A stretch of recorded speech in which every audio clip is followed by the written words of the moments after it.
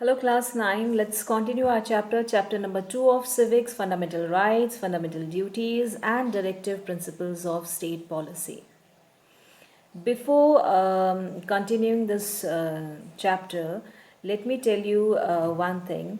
Children, whatever we are discussing and whatever I taught you, you just revise it again and again, right? Revise it and try to learn them properly, right? Okay, so let's start. We were talking about different types of freedom, right to freedom, and the last topic was abolition of untouchability. So we'll do this topic, abolition of untouchability and abolition of titles. So here we go.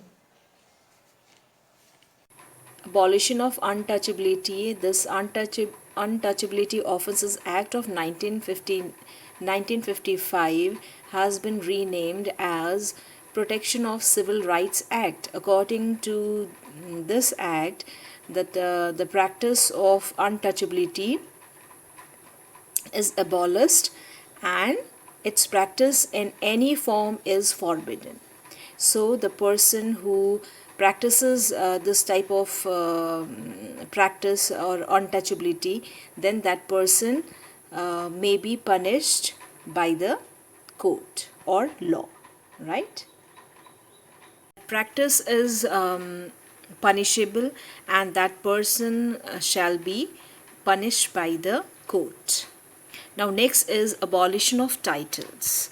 Article 18 of the Constitution prohibits the state from conferring any titles. So any titles means earlier the British government, they had created a peculiar class of aristocrats known as Rai Bahadur, Khan Sahib.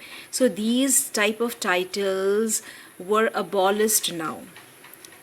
Why they were abolished? Why these titles were abolished now? Because they were against the principle of equality of status. However, the award of Bharat Ratna or Padma Bhushan does not come within the constitutional prohibition. In place of these titles, the government started new awards, new titles, like in civilian award and military award. Civilian award, like Padma Vibhushan, Padma Shri, and military in military field. The awards like Kirti Chakra, Shaurya Chakra, Paramveer Chakra, etc. Right? And these titles were given to those people or conferred to people with outstanding achievements in the field of their work. Right? Democracy not only ensures equality, but it also calls for individual liberty. So, under this Article 19, it ensures that the Indian citizen with the six fundamental freedoms. Number one, freedom of speech and expressions. So, this means all citizen of India, they are free to speak and they are free to express their feelings, right? And this also includes, this expression enables us to participate in public activities also. Here it's written freedom of expressions also includes freedom of the press. So freedom of the press means media person. So if you are not satisfied with the deeds of the government, so you have right to write against the government or to write about the wrong deeds of the government. So that means one cannot stop you writing against the government, right? Or writing for the government or against the government for the wrong deed of wrong deeds, right? And now second is freedom to assemble peacefully and without arms. So you people have, all the citizens of India have right to assemble anywhere, right? Assemble anywhere. They can make a group. They can get together at one place, right? But that should be very peacefully and without arms. Next, freedom to form associations and unions. So, all the citizens of India have the freedom to form, to make associations or unions, right? Next, right to move freely. The citizens have the right to go wherever they like in the territory of India, within the territory of India. They can move freely. However, reasonable restrictions may be imposed in the interest of the general public. Thus, restrictions may be imposed on movement and traveling so as to control an epidemic. So, I'll give you the example, current example, like this COVID-19 pandemic is, about it. So, according to this right to move freely, this freedom, you can go anywhere wherever you want within the territory of India. But there are certain cases, or there are reasonable restrictions, certain circumstances. During that time, you cannot move freely or you cannot travel freely. You cannot go out, you cannot move freely from here, you cannot go here and there. So why there is restriction on your movement these days? I'm talking about these days. Why there is restriction on the movements, on your movements these days? Why? Yes, there is a threat of spreading pandemic, COVID-19. That is why. So, this reasonable restrictions imposed in the interest of the general public. Thus, restriction may be imposed on movement and traveling so as to control that pandemic, right? That is why there is restriction on your movement these days. Next freedom is people of India can reside and settle in any part of India. They are free to move, they are free to reside any place of any part of India. Next right is right to practice any professions or to carry on any occupation. So people of India can profess or can practice any profession or any occupation, but that should be legal. That should not be what? Dangerous. That profession should not be dangerous or harm to the society, or that should not be immoral, or that should not be illegal, right? Okay. Next is suspension of freedoms during an emergency. This I already told you. Now next is protections of life and personal liberty.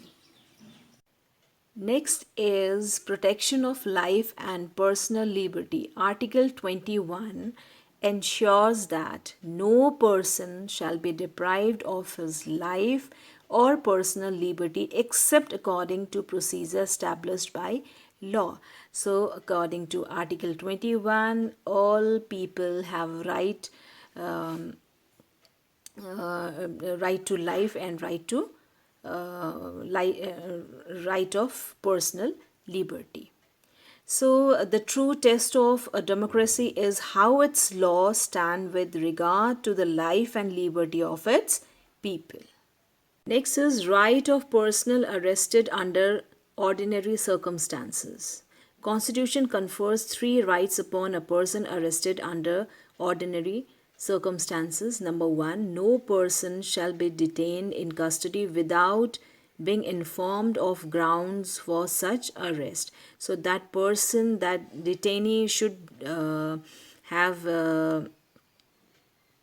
informed on what ground he is being arrested. Secondly, he shall have the right to be defended by a lawyer of his choice. Number 3, he has the right to be produced before the nearest magistrate within 24 hours of such arrest. So he has that right. If he is being arrested, then he has the right to produce before the nearest magistrate, but the time limit should be 24 hours, right, of such arrest. The above safeguards do not apply to the persons detained under the Preventive Detention Act. Now we'll come to know what is preventive detention. Preventive detention is detention of a person without trial. The object of preventive detention is not to punish a person for having committed a crime, but to prevent him from doing so. Thus, it is not a punitive but a precautionary measure the Constitution gives following rights to the detainee. So, preventive detention means holding of someone in jail or in any institution because he or she is regarded as a dangerous or danger to the community, right? So, that person is held to the jail, right? So it also means the imprisonment of a person with the aim of preventing them from committing further offenses or of maintaining public order. So the main purpose of this is to protect society, right? Now the Constitution also gives following rights to the detainee. Number 1, no one shall be detained for a period longer than 3 months. This period can be extended only by an advisory board, right? So the person who has been detained and they also have right that no one, that person cannot be there. That person cannot be in the jail for more than 3 months unless it is extended by the advisory board. Second is the preventive detention law should lay down the maximum period of detention for a detainee, right? So advisory board should lay down the maximum period, should mention the maximum period of detention for that person. Next is, since the advisory board has to examine whether detention is permissible beyond 3 months or not, as well as the detainee has the right to know, that person has a right to know on what ground or the grounds on which that person has been detained or on which ground that person has been kept into the jail, right? This much for today. We'll continue with the same chapter with new topics. Till then, bye bye.